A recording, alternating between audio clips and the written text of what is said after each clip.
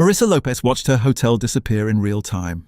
November 23, 2014. A wall of lava, moving slowly enough to see but too fast to stop, crossing the floor of a volcanic crater on a tiny island off the coast of West Africa, swallowing the buildings she had built with her own hands.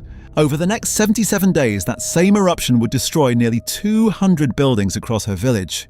Homes, a school, a health clinic that had opened barely a year earlier, roads. Farmland families had worked for generations.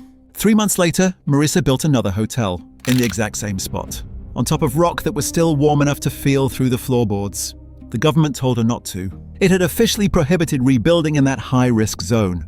She did it anyway, and she was not alone. Family after family in that same village did the same thing, rebuilding directly on top of ground that had just tried to kill them, in a place whose name literally translates to Field of Craters. Nearly 1,000 people had been living inside that crater before the eruption. Almost all of them came back. Why would anyone do that?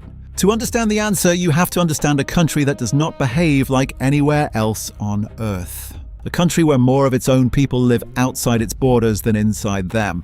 A country that did not exist in any human sense, until Portuguese sailors stumbled onto a cluster of empty volcanic islands in the middle of the Atlantic and decided to stay.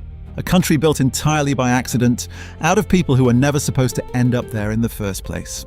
This is Cape Verde, and almost nothing about it is what you would expect. 10 volcanic islands, roughly 380 miles off the coast of Senegal, built over millions of years by a hotspot in the Earth's mantle, the same basic mechanism that built Hawaii on the opposite side of the planet.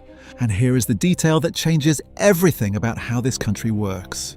When Portuguese explorers arrived here around 1460, there was no one here. No indigenous population, no prior civilization. Almost every country on Earth has an origin story that begins with the people who were already there. Cape Verde does not have one because there was nobody to have it. Every single person who is Cape Verdean today descends from people who arrived after that. Portuguese settlers, and, almost immediately after, enslaved Africans brought from the West African coast, because these islands sat directly on the route of the transatlantic slave trade, and the Portuguese turned them into one of its earliest staging points. You can still walk through where that began. On the island of Santiago sits a town called Cidade Velha, the oldest European colonial settlement anywhere in the tropics, founded in the 1460s, decades before any permanent European settlement existed anywhere in the Americas. Enslaved people captured on the West African coast were brought here first, held here before being shipped onward across the Atlantic to plantations they had never seen and would never leave. The fortress overlooking the bay still stands, its walls built specifically to defend a trade in human beings from pirates who wanted a share of the profit. So does the stone pillory in the town square, where punishment was carried out in public as a warning, and the ruins of one of the oldest churches built by Europeans anywhere in the tropical world. Cidade Velha is now a UNESCO World Heritage Site, preserved specifically because of what it represents. Not a monument to triumph. A monument to the beginning of an atrocity and to the fact that an entirely new culture was born directly out of it, in that same town, among the same people who were being trafficked through it. A Creole language blending Portuguese with West African tongues. A Creole identity that belonged fully to neither continent and that nobody had ever chosen to invent on purpose. That new culture inherited a homeland that almost immediately turned on it. These are volcanic islands sitting in a semi-arid climate, and the rain here has never been reliable. Between the 1580s and the 1950s, this small archipelago was struck by a devastating, repeating cycle of drought and famine. Historians estimate more than 100,000 people died from starvation and related disease across the 18th and 19th centuries alone. It kept happening into the 20th century too, a famine in the early 1940s. Another in the late 1940s. Tens of thousands of deaths on islands that even today hold a population of under 500,000 people. The Portuguese colonial administration made it worse, not better. Rather than helping islanders grow food crops that could survive drought, colonial land policy pushed cash crops like coffee and sugar onto the most fertile land that could have been feeding people instead. Ownership of that land was concentrated into a small number of large estates, passed down whole to a single heir, which left most of the population renting or sharecropping soil they had no power to improve. When the famines hit hardest, colonial officials sometimes responded not with aid, but by shipping starving islanders off to forced labor contracts on plantations in other Portuguese colonies, in São Tomé, in Angola, in Mozambique, dressing the transaction up in softer language, calling it rescue, calling it hiring, when it was closer to survival, being sold as a favor. By the early 1970s, emigration off these islands was running at close to 2% of the entire population, every single year. Cape Verdeans understood exactly what was happening to them, and for centuries they answered it the only way they could. They got on boats and left. Not for adventure, for survival. And the ones who stayed kept a saying alive that tells you everything about how precarious that survival was. Eyes on the sea. Because the rain, when it came at all, so often fell closer to the horizon than it did to the ground they had just planted. It took nearly 500 years for the people living under that system to finally end it for good.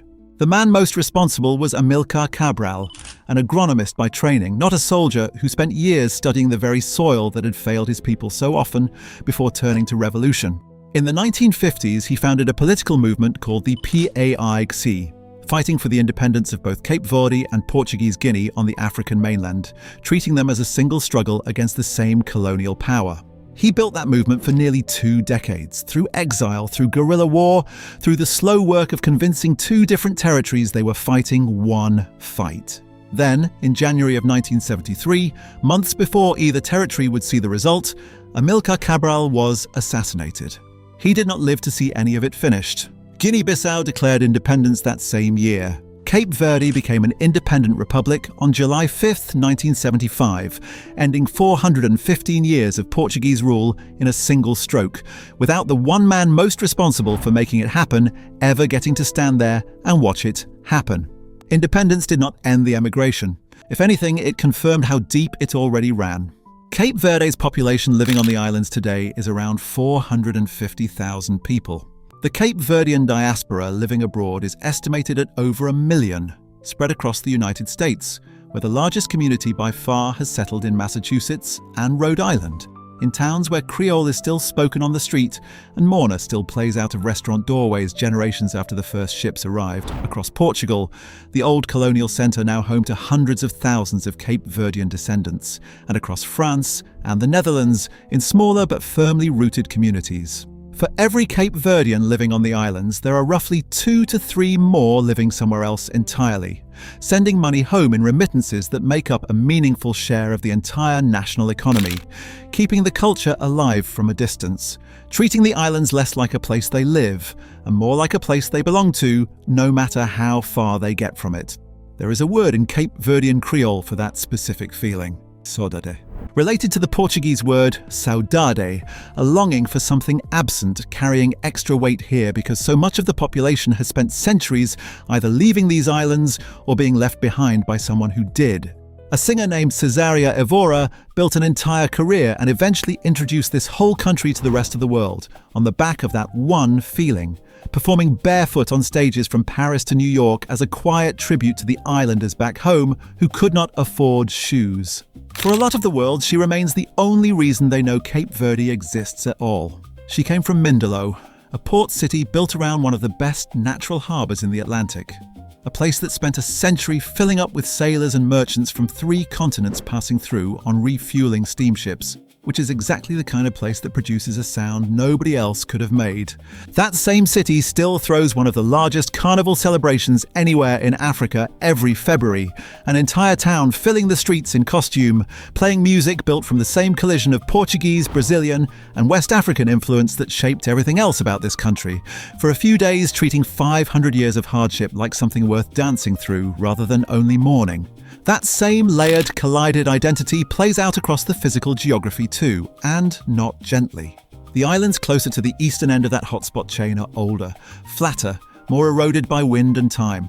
Sal and Boa Vista are flat and dry and covered in golden desert sand, with winds so relentless that the islands have become a genuine world-class destination for kitesurfing, drawing athletes who plan entire seasons around a wind pattern most of the world has never heard of. Marine biologists monitor those same beaches every summer for a different reason entirely: Boa Vista's coastline is one of the most important loggerhead turtle nesting sites on the planet, and volunteers walk those beaches at night, counting the same females returning year after year to lay their eggs in sand that could not look less hospitable during the day. Further west, on the younger side of the chain, Santo Antão flips the entire picture. Steep green mountains, valleys terraced by hand generation after generation into farmable land on slopes that should not be farmable at all. Mist rolling through peaks that look nothing like a volcanic desert chain. Farmers still walk those same terraces today, growing bananas and sugarcane on land their great-grandparents shaped stone by stone, because it was the only land the volcano and the drought had left them. And at the far end of that same chain sits Fogo, the youngest and most volcanically active island of them all, home to a peak that has erupted 18 times since the year 1500, an average of roughly once every generation, closely enough spaced that grandparents, parents and children have all lived through their own separate eruption of the same mountain. This is where Marisa Lopes lives. This is where her second hotel still stands, built on ground that took her first one from her. She has talked about it plainly in the years since. The volcano took a house from her, she said, but it also gave her another. Without it, there would be no tourism at all. A neighbour of hers, a man named Cecilio Montrond, watched that same 2014 eruption burn his fruit trees and bury everything he owned under a thick grey coat of ash. He rebuilt too. Asked why he would ever choose to live anywhere this dangerous, he did not describe it as a risk he was willing to accept. He described it as the only thing keeping him alive at all. It is the volcano, he said, that allows us to live. That sentence could describe this entire country, a place shaped again and again by forces that nearly destroyed it. Slavery, colonial famine, a revolutionary who never lived to see his own revolution finished.